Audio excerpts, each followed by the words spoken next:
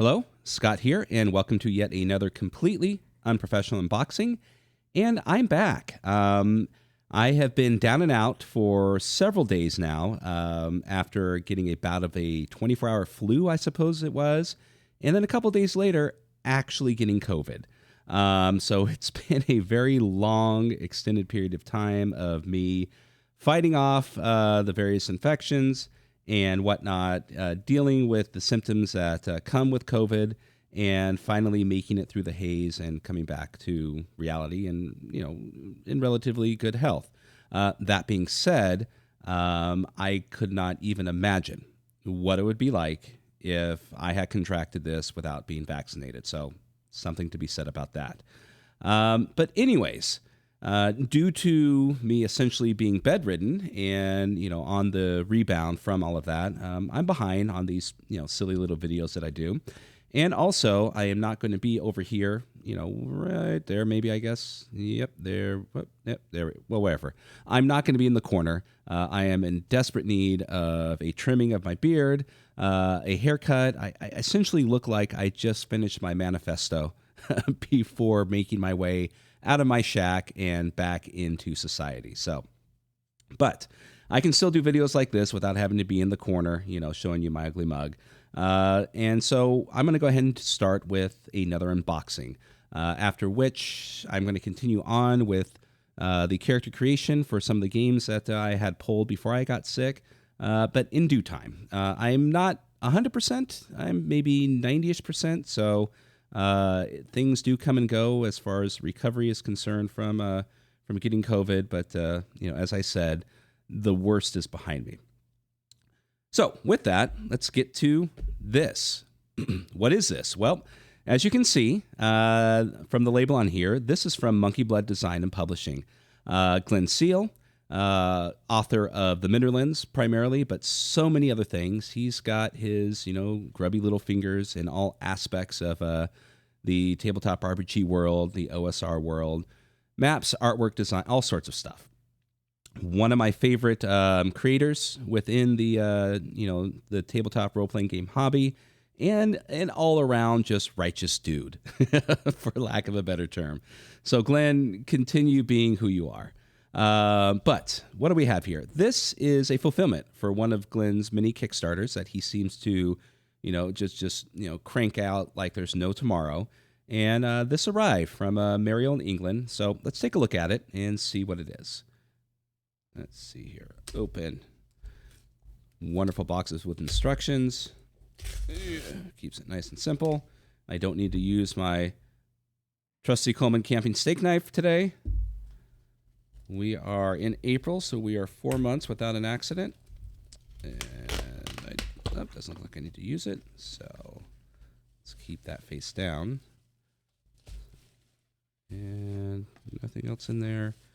No invoices on this side with my personal information. Okay, there we are. We'll set this aside. Pull this out. All right. So there's actually a couple things here, but I'm going to start off with what the actual Kickstarter is. Excuse me. All right, so let's get that nice and in the center there. All right. Glynn creates a lot of wonderful material, and his imagination is just boundless. If you have never read or experienced The Midderlands, I highly suggest you do whatever you can to pick up a book. I know that they're not as readily available here in the States. You can I do see them for sale every once in a while on eBay. Likewise, Noble Knight does carry it, but if you're able to afford, the unfortunate aspects of shipping from the UK to here, I would still say do it, because it is well worth your time and money to get into what Glynn does. But his most recent offering is Rancid Canyons of the Floating Death Sheep. I mean, enough said, right? I guess I don't really need to do a review of this. The cover with the sheep, glowing red eyes coming at you, knowing where you are, floating death sheep. I mean, if that doesn't draw you to what is within inside this book, I don't know what will. But let's take a look at the back. Okay, so first printing, but nothing there. I'll be honest, I really don't know what this is about. Glynn was kind enough to send me a copy of it prior to here to do a play test a while back. Unfortunately, circumstances did not allow me to go through with the play test with the people that I had lined up. And I had read briefly through it, but it was so far back I have no clue what this game is about or what this adventure is about. But knowing Glynn, it's heinous, crazy, balls to the wall, fun shit. So let's see here. Go ahead and open this up. So we have credits published by Monkeyblood Design and Publishing. Okay, let's see where we at here. We'll skip over that. I had the option of going with the DCC RPG compatible one. I think you had the option of going with that 5e or Swords and Wizardry, which is primarily what Glynn created the Midderlands for. But I mean, generally speaking, most everything he does is somewhat system agnostic, until besides the DCC RPG one, and can be used in pretty much all OSR aspects out there. So what do we have here? We got text layout and cartography and project manager Glynn Seal, artwork Glynn Seal and public domain, editing by Matthew Pookie, for those who know him. Dungeon Crawl Classics conversion done by Sean Christopher Charles Ricker. Apologies if I get that incorrect. Who is over at orbitalintelligence.co. Playtesters Peter Day, Philip Owen, Mark Nolan, Edward Nagy, Steve Dempsey, James Holloway, James Balay. Oh, God. Yeah. I'm going to blame the recovery on that. And Ozzy Beck. And special thanks to Catherine, Matthew, and James, Sandra and Tony, Don and Steve, Dan, Jake, and Hannah. All right. So this looks like this takes place within the Midderlands itself. Midderlands in the Lost World. So Glynn has grown his Midderlands setting from the fictional UK to a larger, more encompassing world. Excuse me, which seems to be a fantasy version of our own world. For those familiar with the Midderlands setting and the wider Lost World, see the Midderlands and Midderlands Expanded and Middersea number 6. This adventure can be set easily within the Lost World. An ideal location is southwest of Tunis, with northern Moro. God, I cannot read today. See marked cross. The town and non-player characters presented later fit this theme. So where is he talking about here? He's talking about down here, which would be essentially a northern Africa type setting, I would imagine. And, excuse me, in the city of Tunis. Okay, so introduction. You hold in your hands or have displayed on your screen an adventure for old school retro clones. Not solo, sorry. Specifically written for Dungeon Drawl Classics. Uh-oh, Glenn. Actually, or Pookie. Should have caught that. The adventure is intended for 3 or 4 characters of levels 3 to 4. Setting vibe. The adventure takes place in Moro. And down here, we have reference 1. A month in Moro is a diary detailing a trip to the region by rival pamphleteers. Matthias Pook and Bud the Bad Baird. Both deny writing the diary and claim it was written by the other. Yeah, I know who he's referencing. So, back to the setting vibe. The adventure takes place in Moro, a fictional regional setting that takes its aesthetics from various sources. So bear in mind that it isn't a facsimile of a real place on Earth, but a car crash of a few different ideas. North Africa meets the Sinai Peninsula meets South Dakota meets bad fantasy movies meets UK old school RPGs. Fantastic. Okay. And continuing on, so essentially we go into the background of the game. We have a timeline here. The Black Sheep. 1,000 years ago, a ram-headed devil was imprisoned beneath the flowing waters of the Dead River by a group of witches who thought it better to imprison him than banish him back to his own plane to gain more power and seek revenge. The flowing waters above him have long since dried up, lessening the magics that imprison him. Bamratha, a devil of minor notoriety against devilkind, terrorized the people of the region for years. His reign of terror is still told in old tales, thought to be embellished stories, told to keep children in their beds at night. More recently, Vile Grumwort, a hermit living in the Badlands who is bent on revenge against those in Yarrowbone, have discovered how to access Bamratha's prison in exchange for eventual freedom. Bamratha is aiding Vile in his revenge. So I think that kind of gives you a general idea. He gives a very, very helpful and detailed adventure plan here, with the timeline leading to what's, you need to do and follow. Preparation, which is kind of key in a lot of Glynn's games, which is another wonderful, helpful aspect in what Glynn does in the games that he creates. Hooks, how did we end up here in Yarrowbone? Continued information about the region.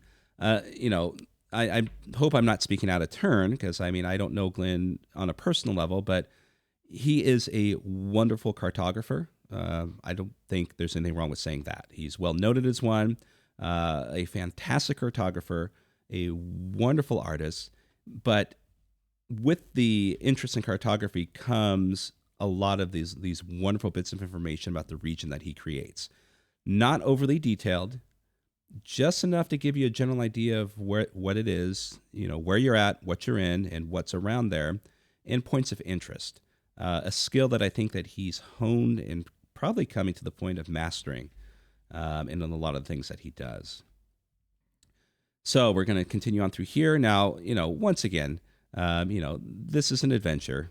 Spoilers, I kind of feel that goes without saying these days, but, every once in a while someone will complain. So continuing on information with Glynn's style of artwork, we've got various characters here. We've got, he tends to do a single-sided facade drawing of the buildings that he addresses in his games and his other supplements, each one individual of its own. A lot of personality goes into the buildings that Glynn creates. No one seems to be the same. Excuse me.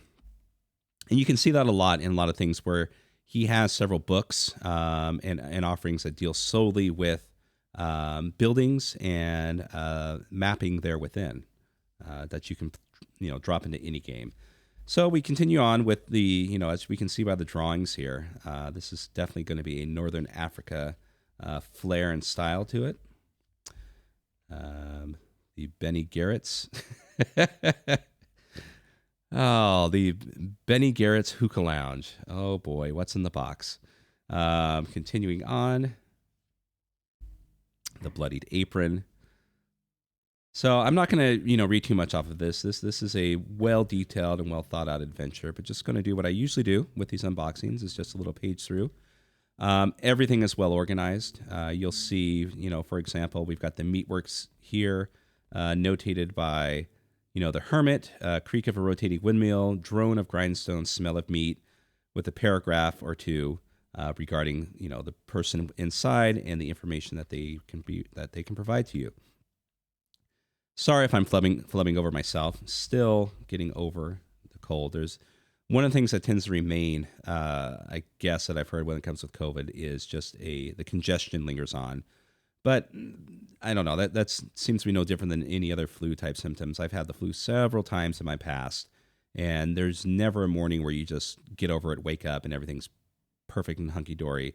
There's lingering aspects that carry on for several days, sometimes weeks, until you finally feel like you're back to normal. Continuing on, information here. Activating the witch portals, the Black Cairn.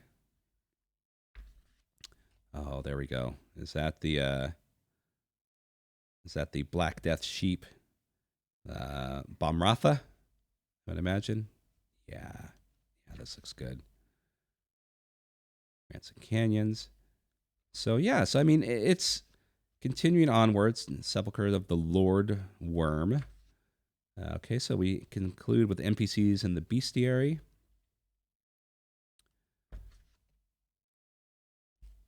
Black Death Sheep. Holy crap. Yeah, that is not something I would like to see wandering the deserts of northern Africa, without question. Magic and stuff, so magic items associated with the game. And we've got more tables, things to find in the Badlands. Yep.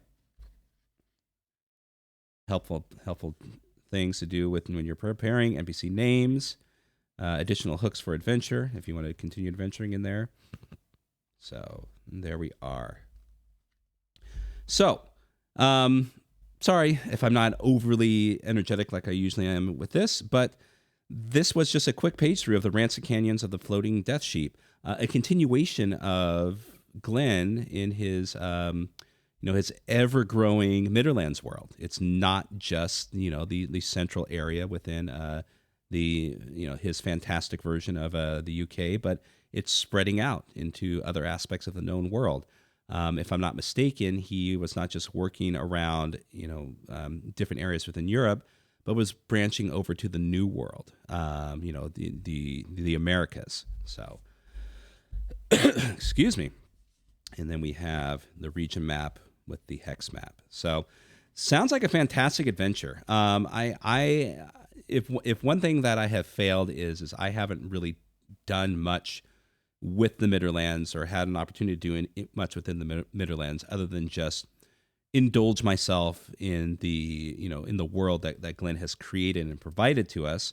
But it is definitely a campaign world that I could see, once you get the ball rolling, could be existing within for a wonderfully extended, amount of time, whether it be utilizing Dungeon Crawl Classics, utilizing swords and wizardry, utilizing old school essentials, whatever you want.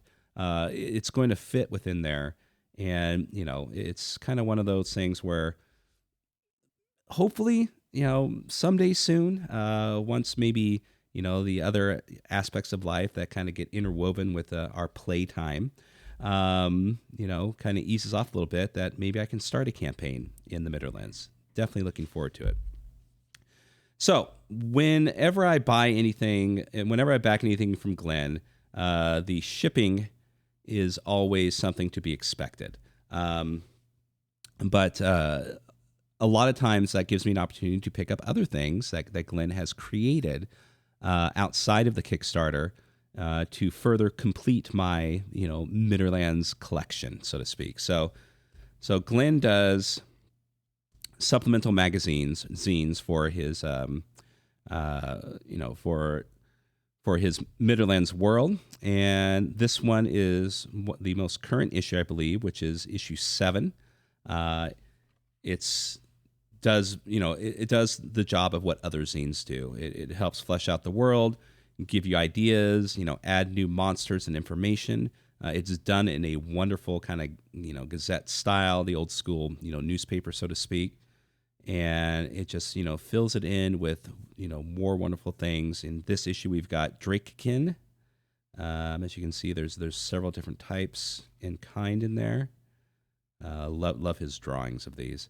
And then usually, then we've got new oddities, it looks like clothing or a helm, a magic weapon thrown in there, a new area within the hex map that Glynn will fill in, which is wonderful.